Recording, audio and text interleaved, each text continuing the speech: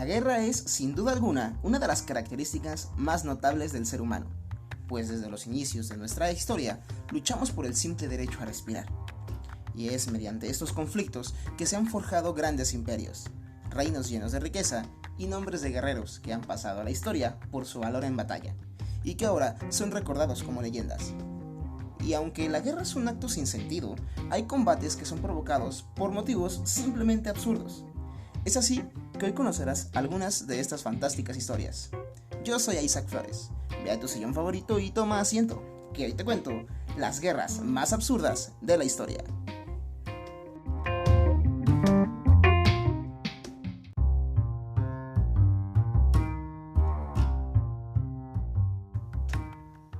Atención, el siguiente programa es conducido como un joven sin nada de experiencia, con mucho tiempo libre y curioso en toda la extensión de la palabra.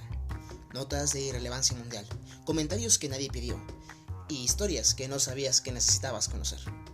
Casi todo esto y quizá mucho menos está por comenzar, así que ve a tu sillón favorito y toma asiento, que esta será una plática de sillón. Iniciemos pues con estas narrativas y vamos a iniciar precisamente con la Guerra del Cubo, también conocida como la Gran Guerra del Cubo de Roble, en la cual pues se enfrentaron las fuerzas de dos ciudades italianas, la ciudad de Bolonia y Modena. Y es que de todas las posibles razones para iniciar una guerra, un cubo o una cubeta con agua es quizás la más idiota. Bueno, podemos decirlo, dejarlo entre muchas comillas. Aunque es cierto que este es únicamente un incidente más dentro de una rivalidad de más de 300 años entre Modena, que fue apoyada por el Sacro Imperio Romano Germánico, y Bolonia, que era apoyada por el papado. Todo esto ocurrió en noviembre de 1325. Tras meses de tensión entre las dos ciudades, un grupo de soldados de Modena se infiltró a Bolonia y robaron una cubeta con agua de un pozo que había en el centro de la ciudad. Las autoridades boloñesas se tomaron muy mal esto sucedido y demandaron su devolución. ¿Cómo se van a atrever a meterse a la ciudad por un poco de agua? O sea, eso no lo van a pagar tan fácil. Como los modenenses se negaron, en Bolonia reunieron un ejército de unos 30.000 hombres que se enfrentaron a los 7.000 defensores de Modena en la batalla que es conocida por ocurrir en la zona de Zapolino. Pese a la diferencia numérica, estamos hablando de más de 23.000 personas, los ladrones de cubos se impusieron en una batalla en la que murieron cerca de 2.000 personas. A ver, hagamos un pequeño... Quiero que piensen en esto. Nos roban una cubeta con agua, les declaramos la guerra, nos atacan con 30.000 personas, únicamente tenemos 7.000 a disposición y aún así logramos imponernos. Esto siendo obviamente parte de la ciudad de Bolonia.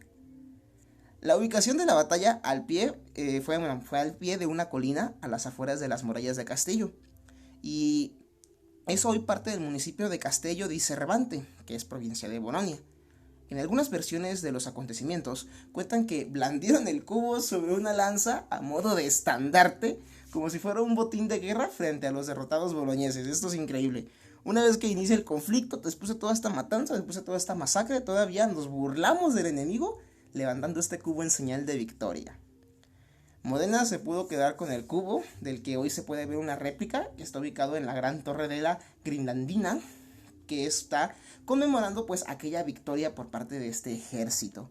Si a ustedes les interesa, pueden ir a este museo y tomar una foto, que yo ya vi el cubo, es una simple cubeta con agua, ni siquiera tiene agua, pero la verdad es que esto se ve que era, como les digo, un conflicto que ya venía arrastrado, y pues este fue el pretexto perfecto para iniciar este conflicto en el que pues lamentablemente murieron 2.000 personas. Y aquí es cuando uno se hace la pregunta, ¿de verdad vale la pena? O sea, ¿qué nos ganamos? Aparte obviamente pues del cubo con agua. Continuando con otra historia, esta es ocurrida en 1859 y es conocida como la Guerra del Cerdo. Como les mencioné, en 1859 Estados Unidos llevaba ya cerca de 80 años independizado del Reino Unido, pero en algunas zonas las fronteras entre la joven potencia y el viejo imperio no estaban todavía muy bien definidas, no estaban claras qué parte era de cada quien. Uno de estos puntos era una serie de islas frente a Vancouver, que ambos consideraban suyas. En algún momento antes de 1859, una compañía británica que consideraba bajo el poder monárquico de la iglesia, convirtió aquellas islas en un rancho de ovejas. Poco después, un grupo de unos 30 colonos americanos, considerando aquello una extensión de la Tierra de las Libertades, se instaló en las islas sin parecerles raro que hubiera tantas ovejas. Llegaron, dijeron, aquí está chido, aquí está bonito, tenemos isla, tenemos playa, tenemos mar y además tenemos un friego de ovejas. Es perfecto. El 15 de junio, una muerte estuvo a punto de causar una guerra a gran escala entre ambos países. Esta pudo haber sido la Primera Guerra Mundial. Ahí les va. Uno de los colonos americanos encontró un cerdo comiéndose unas de sus patatas. Tal fue su enfado que le disparó matándolo y causando el enfado de un irlandés, a la postre dueño del cerdo, que estaba en la isla cuidando de las ovejas. Este hombre americano se levanta en la mañana, se toma un cafecito y se encuentra en su jardín destrozado porque un cerdo, un cochinito, un marrano, un puerquito se estaba comiendo todo lo que era ya cosechado. ¿Qué, hijo? Bueno, pues tú te estás comiendo lo mío, yo me voy a comer a ti. Hay que hacernos un pozoleito aquí y paz, un tiro. Como no llegaron a un acuerdo para reparar los daños, pues el irlandés se indignó y pidió el arresto del americano, que a su vez reclamó la ayuda del ejército de Estados Unidos.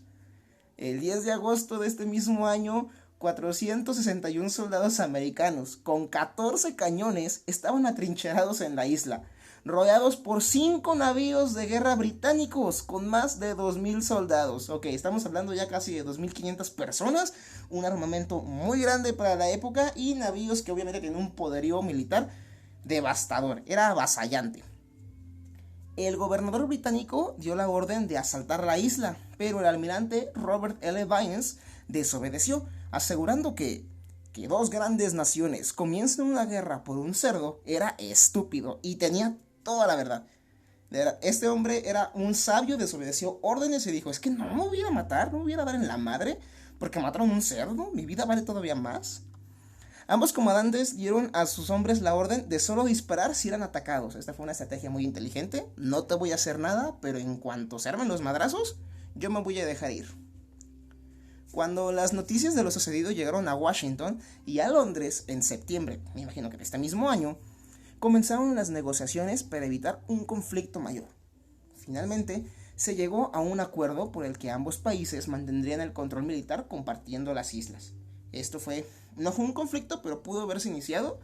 Aquí la razón se impuso a la guerra, utilizaron la cabeza y evitaron pues desatar toda esta masacre pues por un cerdo que también, o sea, son muy ricos y todo, pero la verdad yo no me iría a la guerra siendo carne de cañón.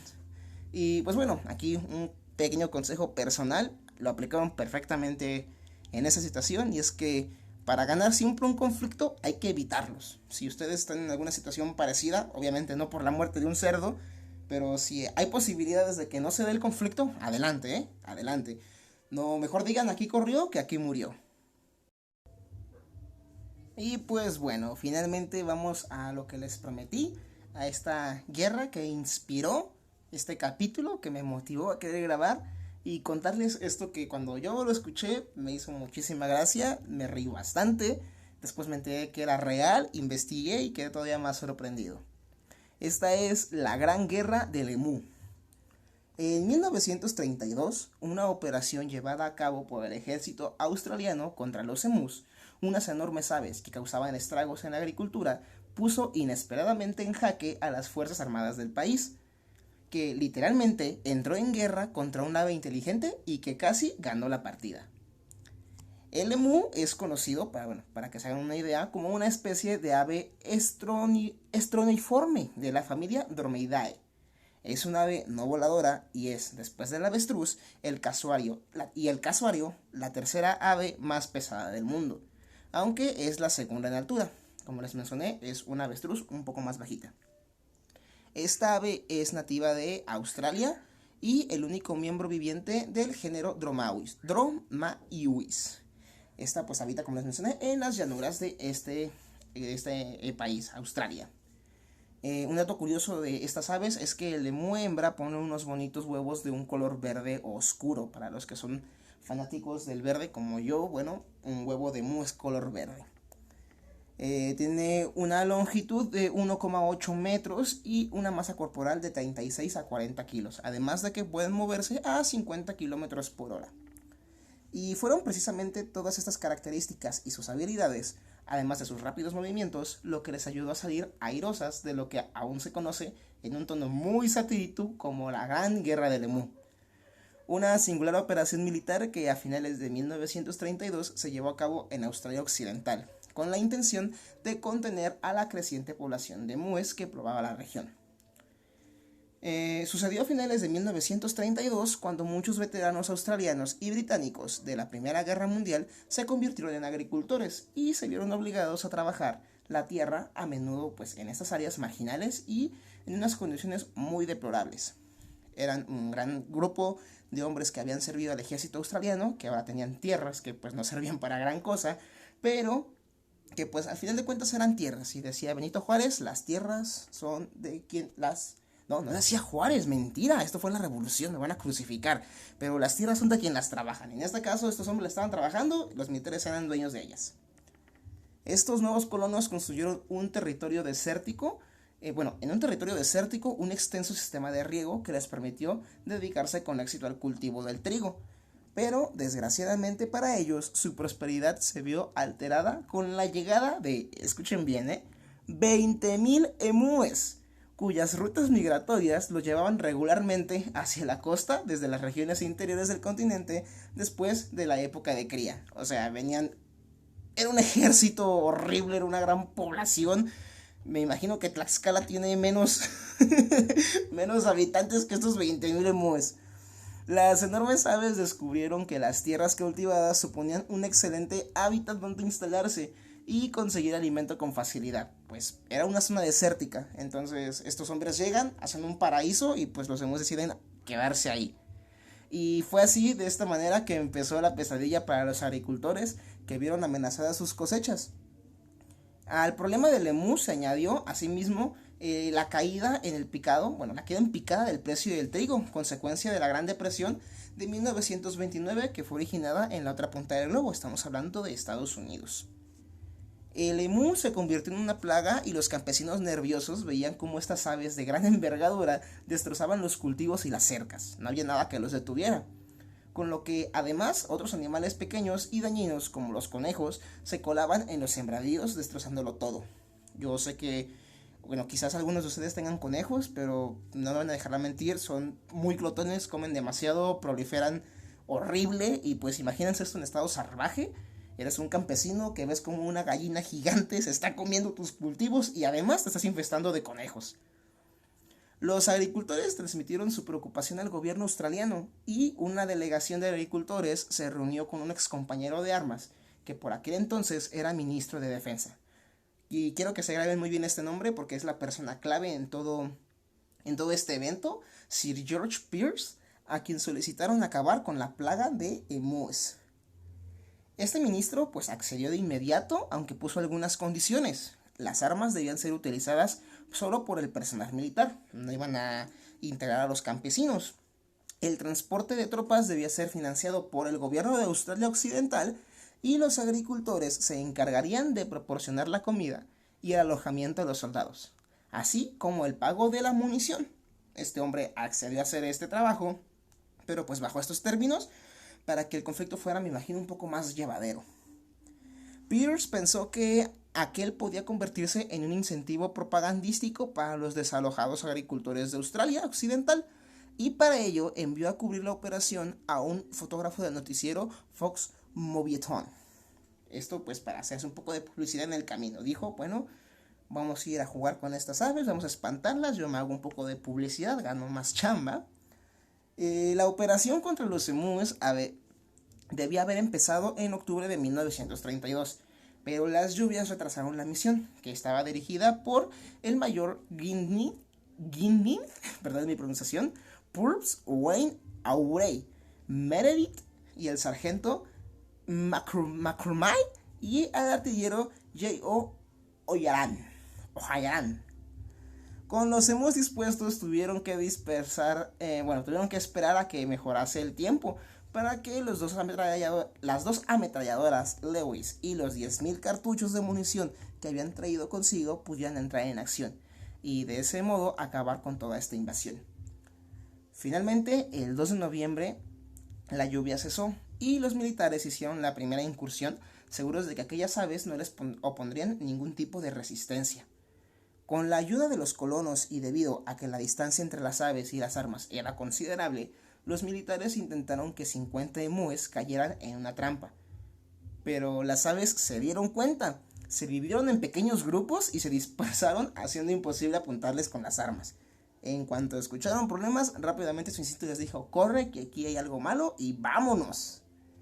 En un segundo intento se logró acabar con la vida de varias aves y el mismo día se descubrió otro grupo. Según el informe diario que los militares se abatieron, ellos decían que se habían abatido quizás una docena de aves. El 4 de noviembre, el mayor Meredith planeó emboscar a un grupo de unos 1000 emus que habían sido avistados cerca de una presa. Y para aquella misión, los artilleros decidieron esperar hasta que las aves se encontraran a tiro para abrirles fuego. Pero la ametralladora se les atascó, después de disparar tan solo a unas 12 aves, y el resto rápidamente se dispersó antes de que los soldados pudieran volver a disparar. Ese día no se pudo atacar a más emus, lamentablemente, solamente pudieron acabar con menos de una docena y quedaron en fracaso. Poco después, unos informes dirigidos al mayor Meredith informaban que se había avistado un grupo de aves que parecían bastante más mansas hacia el sur, por lo que el militar decidió trasladarse hasta allí para darles caza. En los días posteriores, los rastreadores observaron con sorpresa que cada manada parecía tener un líder al que describieron de esta manera. Esto es real, Esto es real, escuchen. Un gran pájaro de plumas negras, que mide casi 2 metros de altura y vigila mientras sus compañeros llevan a cabo su trabajo de destrucción y les advierte de nuestro enfoque. Es que Dios, estos hombres se lo están tomando demasiado en serio. El mayor Meredith planeó entonces mostrar una de las ametralladoras en un camión. La subió, la montó, la armó, pero este método resultó ser ineficaz porque la velocidad del vehículo era inferior al de las aves y al no poder adelantarlas, el artillero encargado del arma no pudo disparar ni un solo cartucho. Todo mal. Ya llevaban varios meses tratando de acabar con esta plaga y no llevaban menos de 50. Y encima estaban gastando balas a lo... ¡Ay, Dios mío! Y encima todo esto financiado por el gobierno, Quiero que recuerden eso. El 8 de noviembre, 6 días después del primer enfrentamiento, se habían disparado 2500 cartuchos, pero el número de aves abatidas seguía siendo incierto. El informe de Meredith, este hombre informaba de la muerte de 50 aves. También se señalaba que sus hombres no habían sufrido bajas, Eso gracias a que las aves no decidieron atacarlos. Pero según otras cuentas ofrecidas por los colonos, la cifra variaba de entre 200 a 500 emus. El 8 de noviembre, miembros de la Cámara de Representantes de Australia discutieron sobre la idoneidad de seguir con esta operación. Si se fijan, ya estaba empezando a ser cuestionable. Era mucho el tiempo, eran muy pocos los resultados y ya algo les empezaba a decir que no era quizás que no estuvieran haciendo lo correcto. Las noticias publicadas por los medios locales afirmaban que solo unos pocos emus cazados habían muerto, por lo que no parecía tener mucho sentido continuar.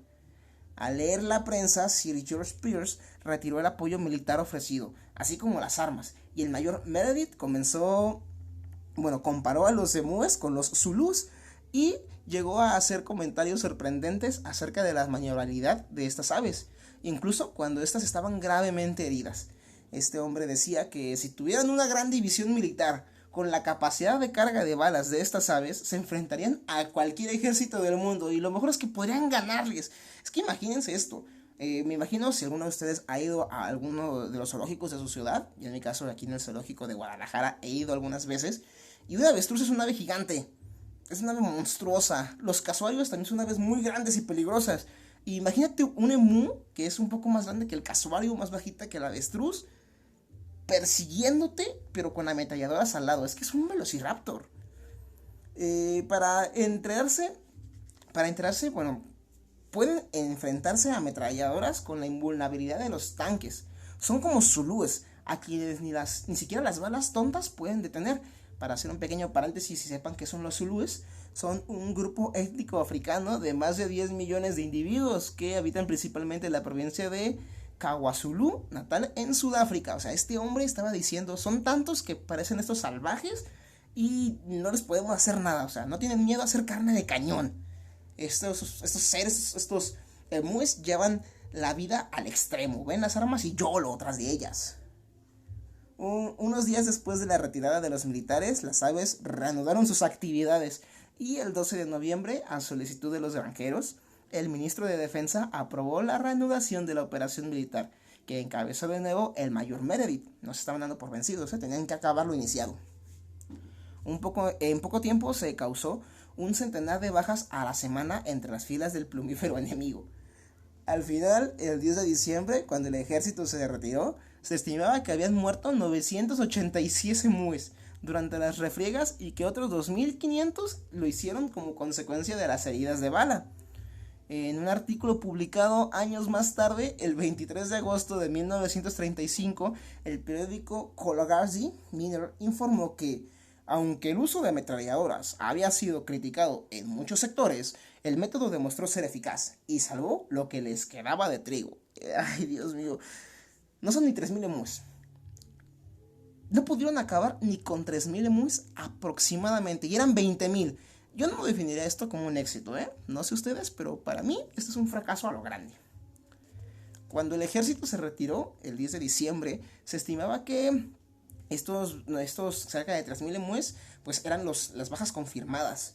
Y durante los años de 1934, 1943 y 1948, los agricultores volvían a pedir la ayuda del ejército contra los emúes, aunque tan solo para ahuyentar a las aves y no para matarlas. Y esto ya se había vuelto muy común y pues efectivamente vieron que esta incursión, esta cruzada que hizo el gobierno australiano, pues no dio los resultados esperados.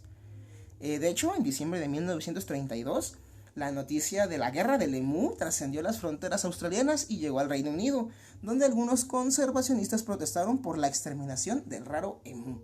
Y pues obviamente, imagínense si esto hubiera pasado en los tiempos actuales, Australia, en especial este hombre, Pierce, hubiera sido crucificado, hubiera sido avasallado por sus cuentas de Twitter, defendiendo el derecho a la vida. Pero fíjense, eso es muy curioso porque he escuchado que en el Caribe de Latinoamérica, no recuerdo muy bien el país en especial, pero sufren de una sobrepoblación de gatos. Entonces se permite la caza de los gatos. Es una isla, entonces la gente va, paga cierta cantidad y van a cazar gatos. Yo sinceramente no lo haría, porque incluso tengo michis aquí en mi casa, los dejé encerrados fuera de la habitación para que no me estuvieran molestando, pero se entiende el punto. Si una especie invasora está causando una gran cantidad de malestares y conflictos a la población, que obviamente pues les va a afectar económicamente y en sus vidas, pues ni modo. Me imagino que habrá otras formas, pero en esos tiempos era lo mejor que se les ocurrió. Y es algo triste, pero ¿qué se le va a hacer? A lo largo de las décadas de 1930 y 1940, las cercas de barrera de exclusión se convirtieron en un medio popular, miren, es lo que les decía, de mantener no solo a los emúes, sino también a otros animales como los dingos y los conejos, alejándonos de estas áreas agrícolas. Se les ocurrió una mejor idea al final, terminaron construyendo barricadas para que estas aves y otros animales pudieran, o mejor dicho, evitaran estas zonas, no pudieran pasar y pues bueno, salvaban a las aves y se salvaban ellos de meterse nuevamente en guerra. En los últimos años, las referencias a la Gran Guerra del Emú se han convertido en un meme muy popular en internet. Yo lo vi en un meme, de hecho. Y en el año 2020, este singular acontecimiento inspiró un videojuego titulado Emu War. Esto es de verdad muy gracioso. Dense una oportunidad de buscar estas reacciones, estos gameplays de este juego. Creo que el youtuber más importante o más reconocido que lo ha jugado, creo que fue el Rubius. Entonces pueden darse una vuelta para que más o menos vean esta representación de lo que fue todo este evento. De los 20,000 emúes que se planeaba exterminar por el Parlamento de Australia, solamente lograron acabar con unos 2,500. El resultado, pues, es obviamente claro. Australia resultó derrotada por ambas guerras. Esto es un chiste malísimo. Y además de perder 10,000 rondas de munición y un gasto desorbitado en combustible. Además de que también perdieron su dignidad. Ay, qué triste. Pierdes una guerra muy importante y no te esperas para perder una que no es nada importante, pero que se te recuerda por ello. Ay, Dios mío, no puede ser. Y pues bueno, gente, estas han sido las tres historias que hoy les quería contar.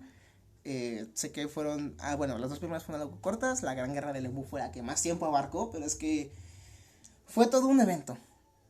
Fue todo un evento, ambas, las otras dos también, no son las únicas, son las tres que a mí más me divertieron, las que más me llamaron la atención.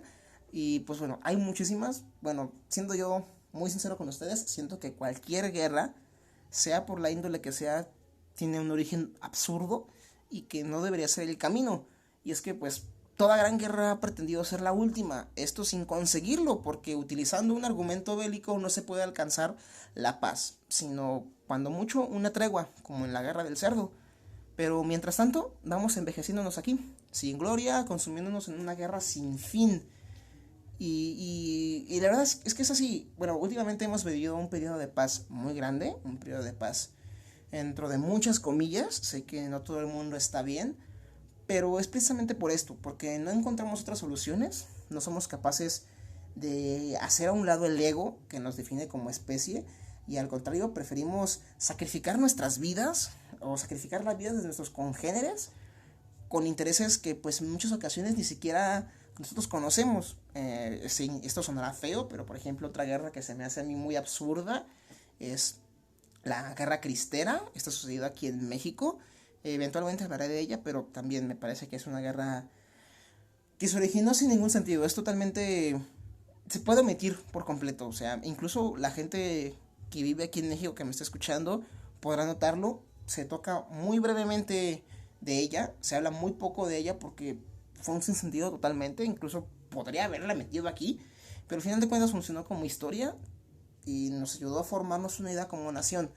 Estas guerras en lo particular pues se quedan como anécdotas peculiares, anécdotas graciosas en las que pues lamentablemente en algunas personas murieron y en otras pues se acabó con la vida de una gran cantidad de animales que aunque sí eran una amenaza, pues tampoco era como para descargarles 10.000 cartuchos y perder tu dignidad como país en el proceso. Ay, Dios. Y pues bueno, gente, les agradezco muchísimo que me hayan prestado su atención. Un abrazo si se quedaron hasta este punto del episodio. Espero que se hayan divertido, que lo hayan disfrutado. Y pues bueno, ahora ya conocen esas tres historias que quizás no les sirvan para nada el tenerlas, este conocimiento, pero si en algún día están en una conversación de escuela, de trabajo, con amigos, con la familia, con la pareja, y tienen algún conflicto, acuérdense de este episodio y coméntenles, oye, sí, tu problema es muy grande, pero ni te imaginas lo que vivió Australia contra unas gallinas gigantes que son conocidas como emus. Les agradezco muchísimo que estuvieran aquí, mi nombre es Isaac Flores y nos vemos en el siguiente episodio para volver a tener una plática de sillón. Hasta luego.